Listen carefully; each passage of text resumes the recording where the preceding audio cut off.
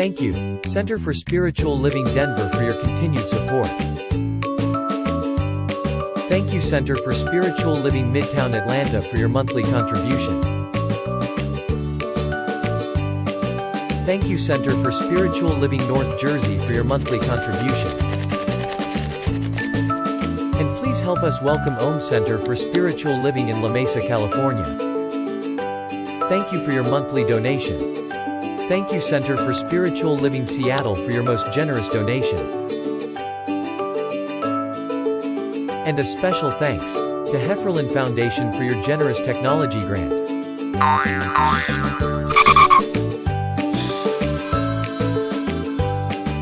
And Suze Ajit, thank you for your very generous donation. And a super special thank you to Dr. Tracy Brown, RSCP. Thanks for being a super donor. And a big shout out to all our committed donors.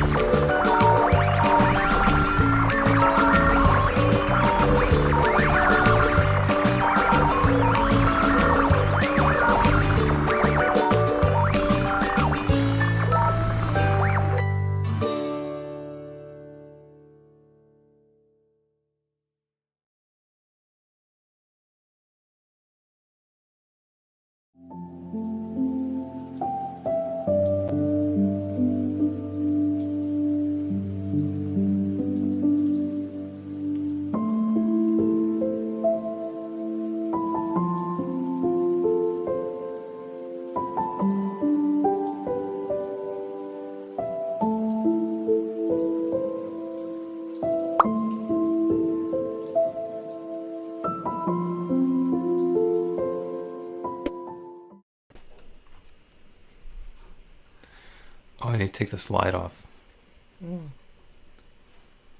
Gotta be around here someplace. There we go. You missed one button. It's one little button. One little button. Oh, gracious. Good afternoon. And this is the Practical Prayer Podcast pre-program. There go those P's again. There they go. There's always a P. World P's. There you are. So you're dealing with some stuff, and I'm dealing with some stuff. I found out belatedly that that Mercury is now in retrograde and has been since Friday. And one would think, who cares? And what does that mean?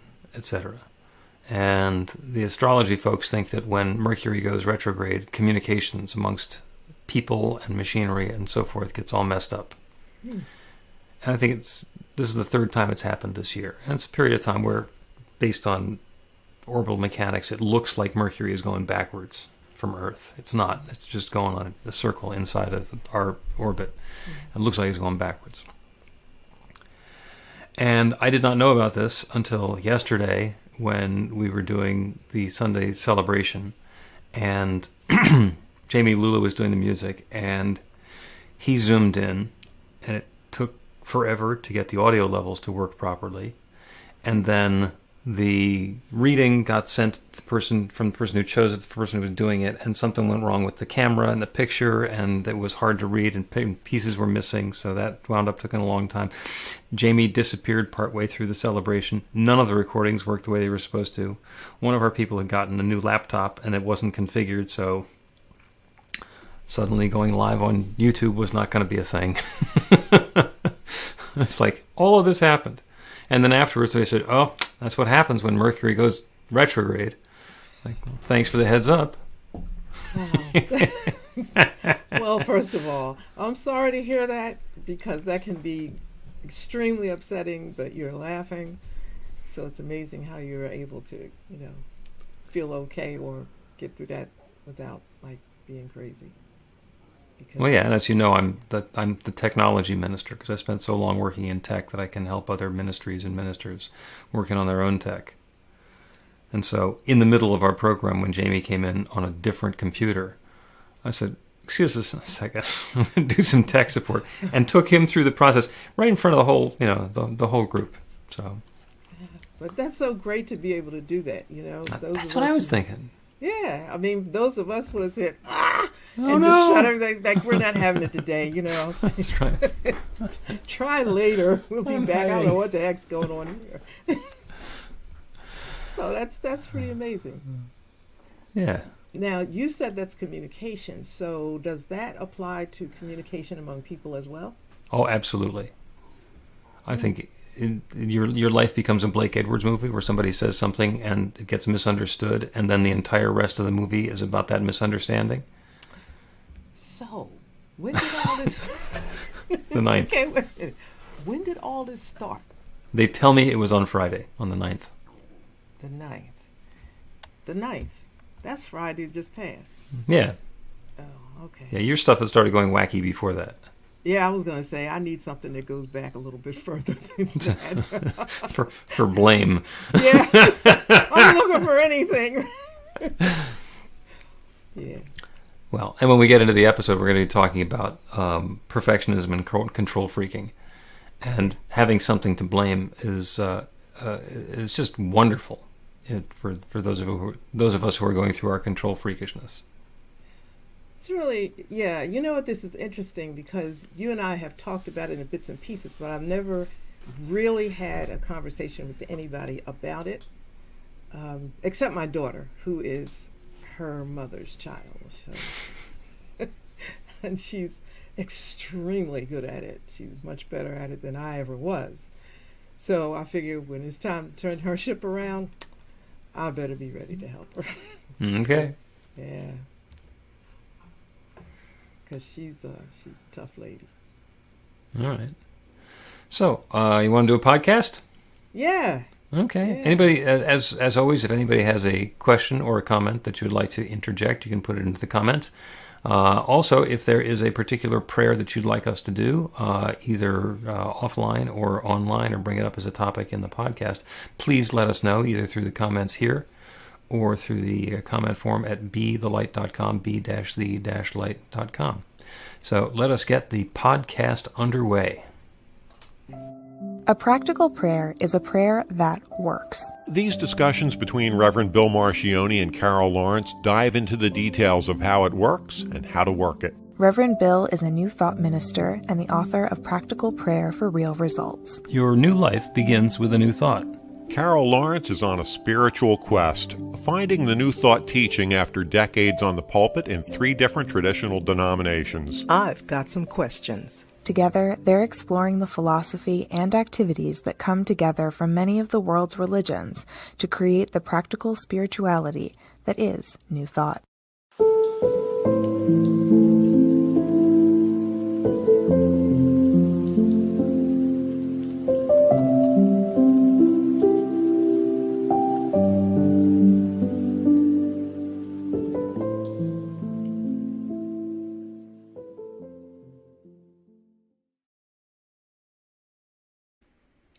Welcome to the Practical Prayer Podcast. I'm Carol, here with Reverend Dr. Bill Marchiony.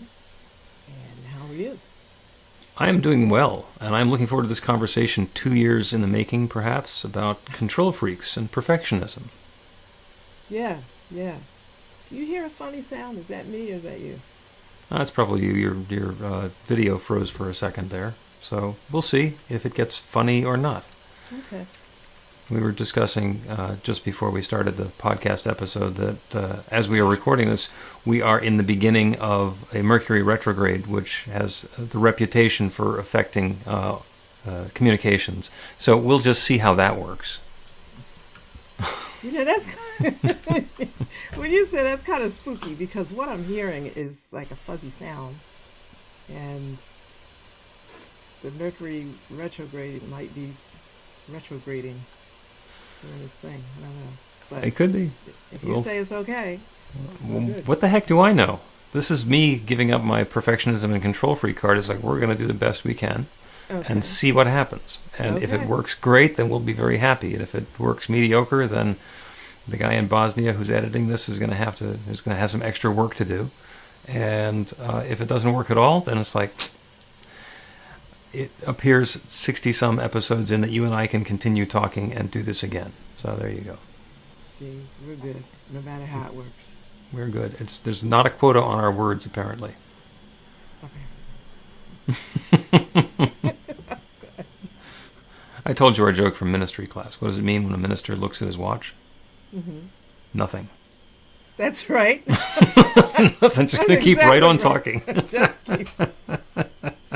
You say, well, I'm getting ready to finish right now. That is not happening. No. There's 6 or 7 wrap-ups on some of those talks. Anyway, let's talk for a moment about you and your control freak card. Because when we first met a couple of years ago in 2020, you acknowledged and admitted and proudly claimed that you are a card-carrying control freak. That is exactly my words. How about that? Come right Yep. back at me. I remember them. And I remember what I thought at the time. But first I'm going to ask you what you thought at the time and what you meant then. So back into the time tunnel and recall what that meant for you 2 years ago. So it just meant to me that I was doing what I was supposed to do, and I make sure that what's supposed to happen happens. Let me say it a different way. I am wired, I know this, to lead, because that's how it always works. I don't have to try. It's just that it's suddenly I'm in it, and I have no problem with it. Every position I've held pretty much has always ended up, if I wasn't the leader the first day, by the end of the week I was. And actually I gave an awful lot of time and energy to reading about leadership and how you do it without damaging people, going for consensus and still doing it what has to be done, and blah blah blah, all of that, because I really am sensitive to people and the on the journey.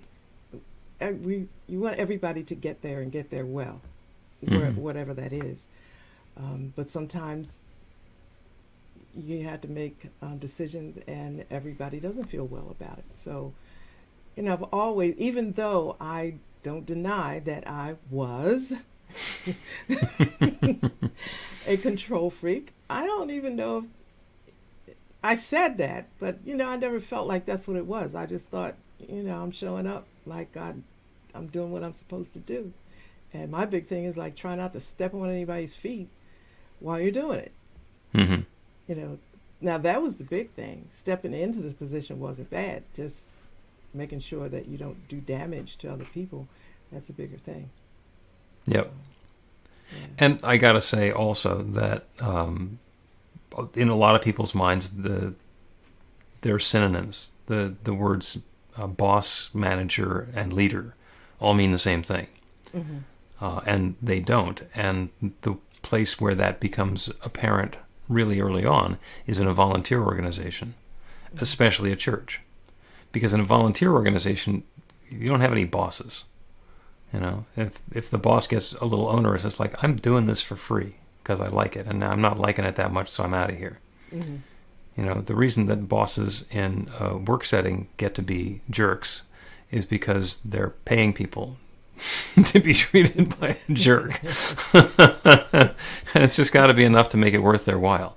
So a manager is somebody who has people or a task that's being handled, and they're like in charge of delegating out how that's going to work. And that's much more of an interactive sort of a thing, because what the lower level workers don't understand is that the manager is responsible for getting the job done and needs them to do it, because otherwise the manager has to do it him or herself. So, and that works in a volunteer organization and in a business, in a paid position. Then you throw in a spiritual organization or a church, and the people who are there take ownership, because this is their church, this is their community, this is their group and their posse, and they have something to say about it. So leading a group like that, I think, has all of the characteristics you're talking about having to be very gentle and build consensus and say things that sound like an opening statement rather than a directive. Indeed. But I always,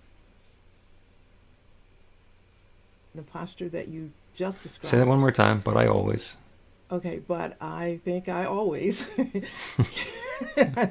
carried the attitude and posture in the description that you just described in the third scenario, I think it was. I always felt that, even in a paid position, that if you help people see ownership of it in some way, you know, there will be a greater level of cooperation and excitement and energy around doing it, even if it's not yours. For example, early on in my corporate life, you know, I probably was a little too young to be in corporate America at the time because I knew nothing about nothing. But anyway, I was there. And one guy said to me, he said, "Carol, don't make the project more important to you than it is to the company." And, you know, that helped a lot. But I also kept that in mind with other people. It does need to mean something to you, even if it's not your project and you're not getting paid for it, and you know everything's happening in the ivory tower. Your input, so to speak, or your buy-in, you know, your excellence is what makes this project excellent. And without your personal buy-in that you get to take home, it's not going to be what it should be. So, you know, I always look at it like that. Everybody has a part in everything, at every scenario, you know. Yeah, so in church, it's our church. That's the easy one. It's our church, and people don't mind telling you. Okay. Yep. So when you direct somebody to do something, it should have a smile and a please attached to it. Yeah, because they don't have to, even if they're going to anyway. Yeah, I think to me that was the trickiest one. Not because in corporate America or other positions, I'm paid to do this and you're paid to, you know, follow this. I mean, you know, that's very mechanical. But in the volunteer situation, that takes exceptional skill that I'm not very even sure. Let me be clear. I'm not very sure I ever had that particular skill, because it's a hard group to lead. It is yours, but there is a way to make it. Let's find that together. So it seems simple, but say that one more time. But there's a way to make that. The audio's dropping out. This is the Mercury retrograde. Okay. Yeah. This is your church. That is true. And you have dreams about it, but there is a better place even than what you see. There may be a possible better way of getting there. It's not being taken from you, but let's explore different ways of getting to what you want. And, you know, that can take quite a bit longer. Yeah, I went to work in I was in the graphics business, and I got hired to computerize a graphics department. This is where they were cutting things apart with razor blades and pasting them onto background paper with wax. And it was my job to take this all and put it on the computer, which was an area of expertise that I had at the time. This was the early 90s. And along the way, I told all of the employees who were working with the waxer and, you know, with the razor blades and the blue pencils and stuff like that, I said, as we move into this process, I want you to identify what it is that you think you'd be good at, what it is that you'd enjoy doing, and let me know so we can have a conversation about putting you into the position that you're going to be the most comfortable with. And oh, by the way, if it turns out that this isn't for you and that you don't want to do any of this, please let me know, because there's a lot of other opportunities around town. We can find a place where you can do what you want to do there. Mm-hmm. And my boss's boss was the VP of marketing, and he blew his lid. He said, "You told them they could leave? How can we get this job done without them? How could you tell them they could leave?" I said, "This is America. Of course they can leave." You know, and what I did is I said, if you're going to leave, let me know before we have to fill your space in a day. Because you just walk. And I mean, the funniest part about that is I was at that job for probably 2 or 3 years, and my boss was at that job for 5 or 6 years, and his boss was at that job for 7 or 8 years. And the two people he was most concerned about leaving were, one's there for 20 years and the other one's still there.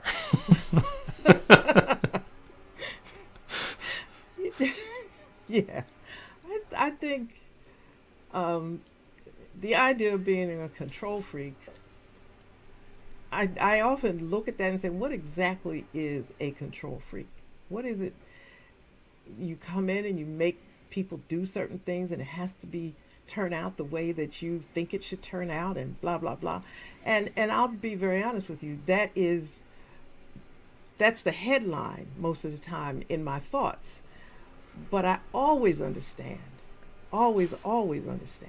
that it's not going to happen like that because I say so, or because I had a vision. I see it, but now I got to figure out how to get us there. And I keep telling myself, in the past, you are in control of this. You got to make this right. You got to make this right. And it would make me stay up and try to figure out different ways to make something go the way that I thought it should, and I think I was good at it because I don't step on people, I as whole as possible and happy as possible, because we all do it, but somebody's got to be the leader. You agree? Oh, absolutely. Let's take a break, and when we continue, we will talk about the difference between perfection and excellence. Yeah. Learn to put practical prayer to work in your life. The steps are simple to learn and let you begin to get real results to create the life of your dreams immediately. Reverend Bill Marchiony's widely acclaimed book, Practical Prayer for Real Results, gives you a clear summary of the New Thought principles behind practical prayer and the series of easy-to-understand steps found in the most effective prayers from religions and spiritual practices all over the world and throughout history. Practical prayer is not a replacement for your religion or practice. It's a technique to make the work you do in consciousness even more effective. The book includes 40 prayers on various topics that you can adapt as needed and use as your own. Practical Prayer for Real Results is available in paperback, Kindle, and audiobook on Amazon or at b-the-light.com. That's b-the-light.com. Welcome back to the Practical Prayer Podcast. I'm Carol Lawrence, here with Reverend Dr. Bill Marchiony. And you should have seen your expression like I was pushing your button when I mentioned talking about the difference between perfection and excellence. Oh my goodness, it was like the light bulb went off for you. Well, I don't know. You're gonna help me a bit because you mentioned this. If it wasn't last week, week before, one of the times we talked about it. We have talked about this. Yeah, and I thought, let's go. I need a little bit more, so go with it. Let's go. Okay. And I'll put it into the context of when we are enlisting and enrolling other people in doing the project that we're working on. Mm-hmm. What we can enlist them in is creating something excellent, helping us to bring some excellence into being. And that's a group effort. Perfection is when we have a vision of something and we know exactly how it has to be. And when we enroll other people in that, or they volunteer for it, and then it's our perfectionist nature that keeps on telling them how far from good they are, and how whatever it is that's happened so far doesn't measure up, then it can be a downer. My perfect way of talking about this, and we've heard this probably more than once, is the ivory soap. 99 and 44/100% pure. Because when I first heard that in my perfectionist mind, I said, what's the other 56/100%? Because they don't have it. They're almost there, but they don't have it. I don't know what's wrong with their soap. And if you start there and the boss is saying, let's talk about that 56/100% that is under question, they're throwing away the entire 99 and 44/100s. That's perfectly good, pure X, Y, or Z. And excellence means, man, we got 99.5% of the way there. Good for us. Now, maybe we want to work together and see what we can do that's going to be next, and it's going to be uplifting. The difference to me between excellence and perfection is with excellence, you're congratulating each other on the progress that you've made, and with perfection, you're using the cattle prod or the whip to make it faster, stronger, better, higher, 100%. Yeah, I see that. I do. I think I see it in two different spaces because, I think when I work with people or have worked with people, I appreciate if you bring your best to the effort, then the result is excellent because you are operating out of your zone of excellence, right, or your place of excellence, and I appreciate that more than anything else, really. But now when it comes to perfection, that's me. That's on my side. That doesn't have anything to do with you. Okay. And, you know what I mean? So I'm never going to put the demands on somebody else that I put on myself. Now, whether I put too many on myself, that's another story. That's, somebody might say you shouldn't, but I put demands on me because I know what I am capable of. And if it is less than, I look at what's missing here, what caused this. Were you too tired? Did you get lazy and didn't, research it one more time? And you know that, right? I'm thinking about some of the work that I've given you. The nice lengthy descriptions of some of the history of New Thought that went into your papers. And when we're going for perfection ourselves, we know that I can put this. I know what I want, and the whole team is working on this, and whatever it is that somebody else doesn't do, I can take it on myself.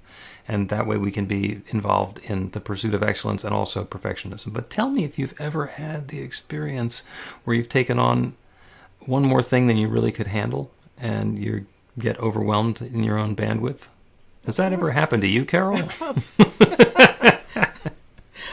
Yes, of course. And, I had to deal with those feelings of, first of all, I just have to say that I'm so grateful for New Thought and everything that I'm continuing to learn because it keeps me from beating myself up.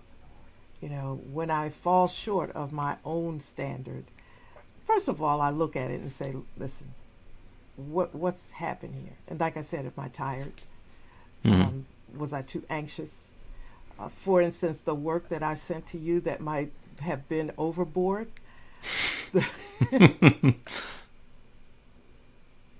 I didn't know who was on the other end. Who's reading this?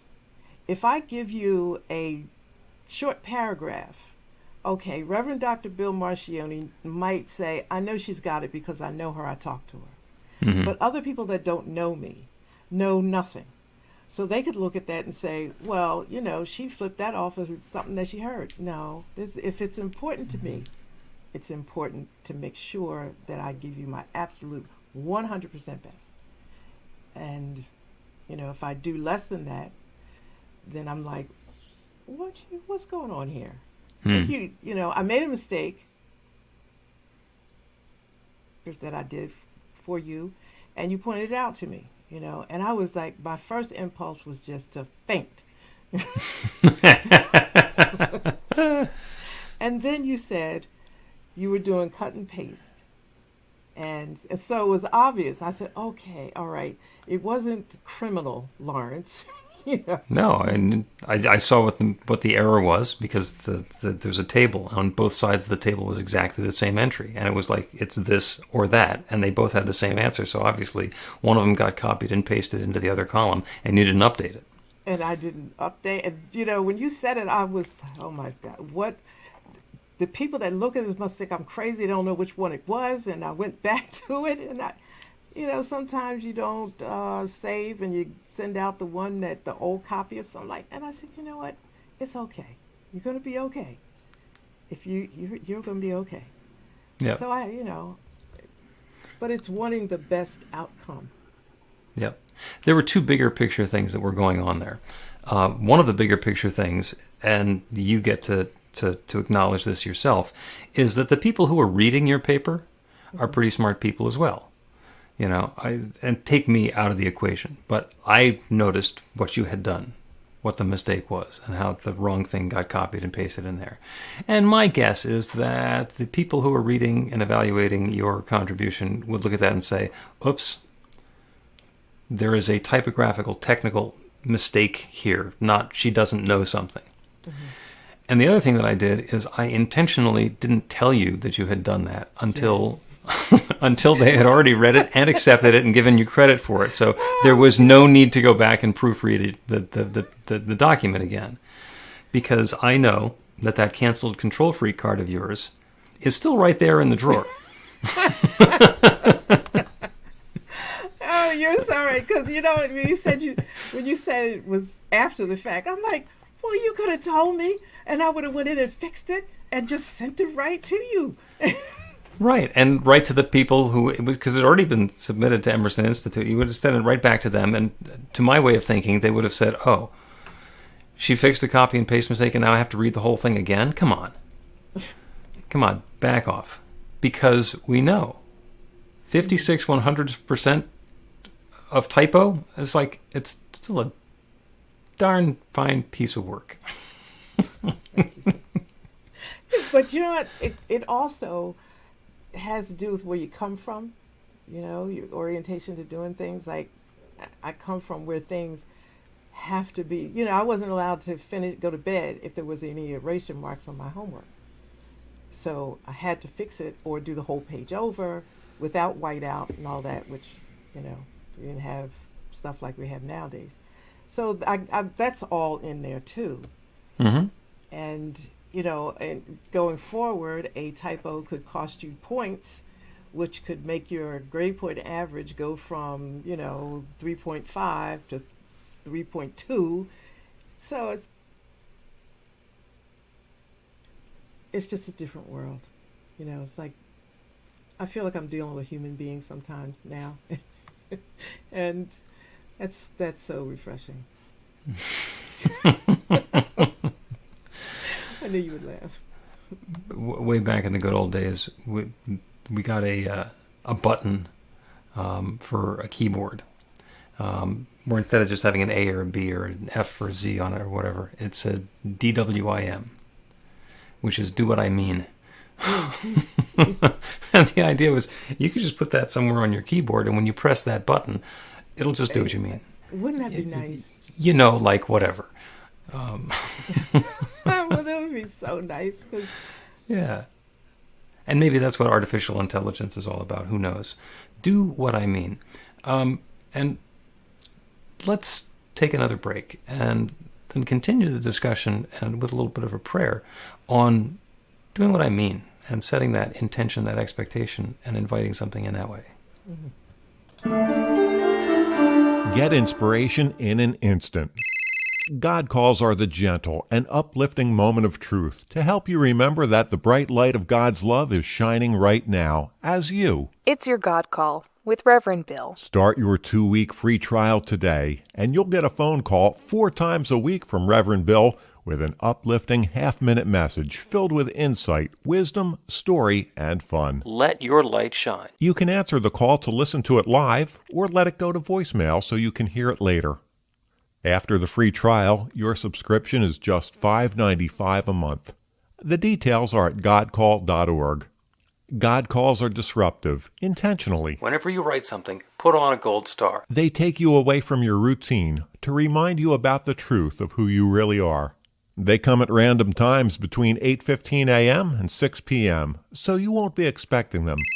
And somehow, the message is exactly what you need to hear at the time. Magic is loose in the world. It's a moment of motivation in the middle of your day.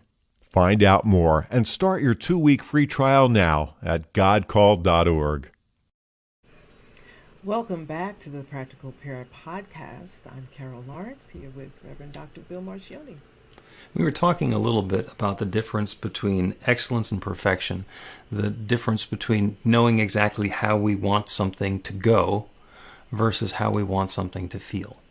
And I spent a lot of time working with teens, and the teens in a lot of cases are perfectly okay with, oh yeah, I like whatever.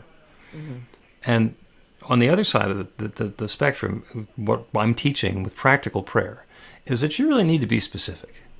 Mm-hmm. If you do a prayer and you say that infinite creative power that creates everything that has created me is allowing me to create my next new experience, and I am now claiming, like whatever, then we kind of need to be okay with whatever happens. Oh, I'm sorry. Go ahead. Yeah, so hitting a little close to home there. This needs to be an episode by itself. So, and we sometimes in classes we talk about, if you go onto Amazon, there's millions of items, and you can choose exactly the one you want, the size that you want, the variation, the color, the delivery period, all the rest of that. You can be very specific, and what will happen is you click the button, and in some period of time, up will show whatever it was that you had selected. Mm-hmm. Now, I've returned stuff to Amazon. I have been woefully disappointed with some of the things that showed up when I was expecting one thing, and it showed up being something different. Every once in a while, I'll order something, and they'll send me something that was not at all what I ordered, and then we get to work that out. But I'm not in the position where I'm going to go onto Amazon and try to find a button that says, send me something nice. Because I am giving away all of my power to define what I consider to be nice. Mm-hmm. So there's that balance point. On the one hand, I'm part of a system where I want to be in the flow of whatever the good is happening, and I want to be specific about the good that I'm looking for, but I also don't want to be so controlling that the good has to show up like this, looking like this, being like this, the love coming into my life from that particular person on this particular schedule.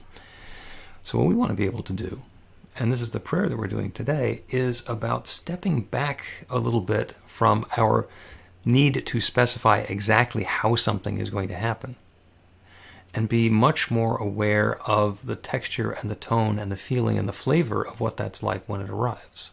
And that's the prayer of do what I mean. So it's not going to be done as I say it's going to be done. What I mean is, when this is done, I want to feel like this. I want to have this sort of an experience in my life. If the prayer is for love, then I want to have that loving, connected relationship, or the peace in my family. If it's about health and vitality, I want to know that I, or whoever it is that I'm doing the prayer for, is returning to their place of health and comfort now, and that all the pieces are fitting together just right. It works for our prosperity and our supply and our experience of enoughness in the world. It works with our creativity, with our jobs, with our friends, with our communities, with our government. It works in all sorts of different ways. And that control freak tendency to say, this is what I want, and this is how it's going to look, and here's how it's going to show up, works against our ability to participate with that infinite creative power, because it's going to do all the work. And if we're sitting there holding on to it, trying to control it, then it doesn't have the latitude to do what is that we want it to have done. Okay, so I want to make sure I'm clear, and if I'm going to be clear, I know other people want to as well. So what you're saying is that we need to be clear about the feeling that we want, not necessarily itemizing how it should turn out. But we need to be clear about the feeling that we want to have. Yeah, the feeling and the experience that we're wanting to have. So, for example, if there's somebody who is feels himself to be 40 pounds overweight, I'm saying this one from personal experience, and what I want to do is be 40 pounds lighter. Instead of just having that focus on, I want to be on this the health regimen that's going to make me 40 pounds lighter, what I want to do is focus on what my life is like once that's happened. So I'm going to get the feeling of what am I going to be wearing, and not so that I can specifically go to the store and buy that thing, but what sorts of things do I wear? How do I feel? What does my body feel like? How do I move when I'm having that new experience? Because we get to embody that. And if it shows up in a slightly different order or sequence than we had in mind, that's okay. because what's happening is that new experience is coming to us, and it might be exactly what we had in mind, and it might be completely different. It might be a different timetable than we had thought of, and doesn't mean it might take longer. It might be a lot quicker than we thought. Oh, this is going to take me a year. Well, it could happen in 4 months. Mm-hmm. How? It's none of my business how. That's above my pay grade. I don't care how, because that's what we're letting go of, is the how part. So we get to press that do what I mean button and invite the infinite to create that next new experience for us. So as you're comfortable, go ahead and close your eyes or turn away from the world around you.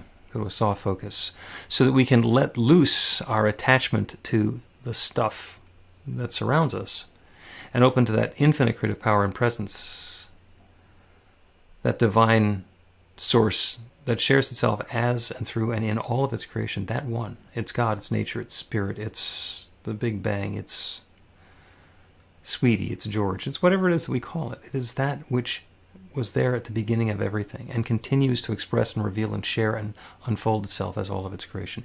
And everyone is an expression of that one. And that one mind is expressed as the mind individualized in each of us. And so there is not each of us sitting here separately. It is each of us sitting here individualizing that one power and presence, and inviting that infinite creative power to create something new and wonderful for us. So we are each in our own way letting go of our attachment to the specifics of how something is going to come together. We're laying our control freak card aside so that we can be open to a brand new possibility, so we can invite in something new and let that infinite creative power that knows how to create galaxies, that has created life itself, allow that power to create this newness for us. And it works. It always works. That is the process that has worked since the very beginning of time. As we let go of our attachment, as we open ourselves up to newness, we make a claim upon that infinite creative power, and it says yes. And it says yes. And that newness and that goodness and that uplift is ours, in rich and new and wonderful ways, sometimes as good as we could have imagined, and even better. So that's what I'm claiming now for each of us. I'm grateful for the wonderful way that it's showing up. I'm grateful to know that there's no power in the universe that stands in opposition to this. And I'm grateful for the good and the more good and the more good that's flowing forth for and through and as each of us. And so with gratitude for this good, I speak this word and I release it into that creative law, that one that has always said yes. And I know without question, doubt, or hesitation that it once again is saying yes. And so I let it be. And so it is. Amen. The Practical Prayer Podcast with Reverend Bill Marchiony and Carol Lawrence is a production of BeTheLight.com. be-the-light.com, where you can find more information about practical prayer for real results. Our theme is by Music of Wisdom. You can learn about the spiritual community of New Thought Philadelphia with daily guided meditations, Weekly celebrations of spirit, and Reverend Bill's classes in practical spirituality at newthoughtphilly.org.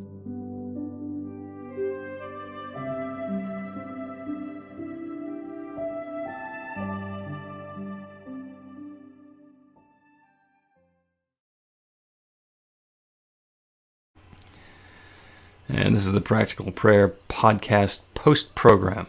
Some more P's. And what a wonderful conversation. I thought so. And what a technical vexation, because there was audio dropouts probably 6 times. But I taped it, so I'll send you it. So maybe that will help. Ah, Is that good? tape. Oh, not that. Not that kind of tape. Okay. Oh, just being a wise ass. That's me. Oh, that would be wonderful. Yeah, I'd love to have that. So, I gotta thank you for this. I noticed in your prayer when you got started, you signaled us. I said, "Whoa, what's going on here? I got a signal." Oh, well, yeah, I actually started twice, but it was a big topic, so we wound up with more conversation.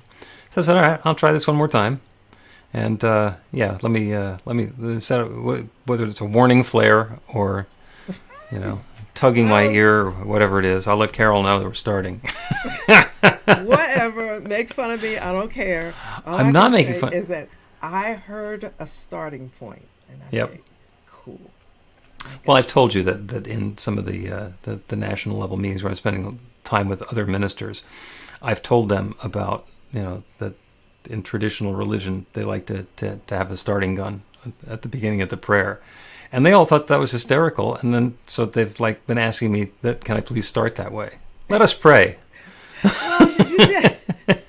You did it so smoothly. It's like, okay, in traditional church they will say, "Let us pray," or whatever. Right. But this time you said, close your eyes or go into a soft focus and step away from. Now that is like so smooth, but I knew that this was the time that we shut down all the, when you're talking in the beginning, you're talking and I'm listening with the ear of a learner, because I'm always like listening. You are always studying. You always have Yes. your notebook out. So, I try, you told everybody, but I do. So I know that when you say that, it is the part that I was listening to studying is over. And now I focus into another place. And I said, look at this. This is cool. Look at this. 2 years in, and I've trained him how to cue me for the start of the prayer.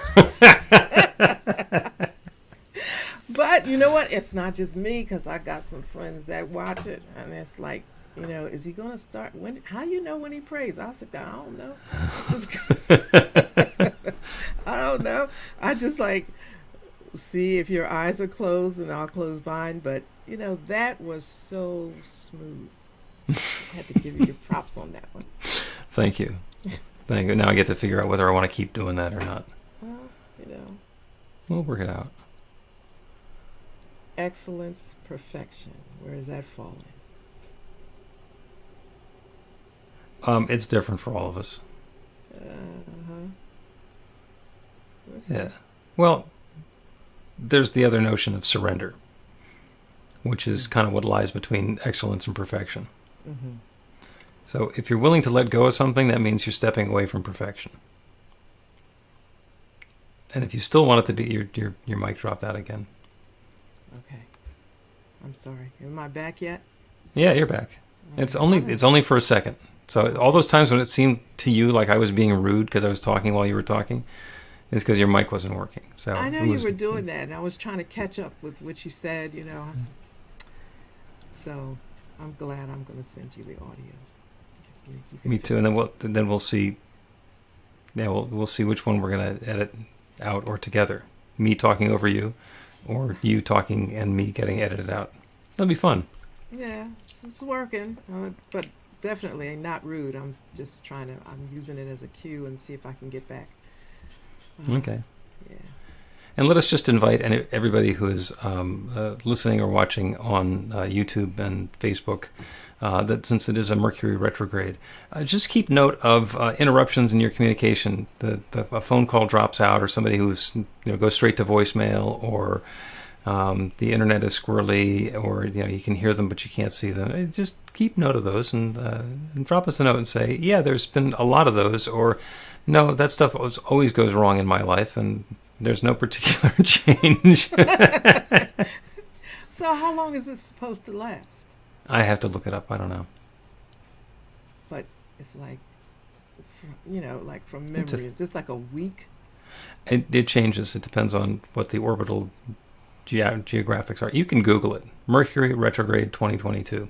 And I'm sure you're going to do that. And I'm going to click the button and we're going to go, and I will see you next week.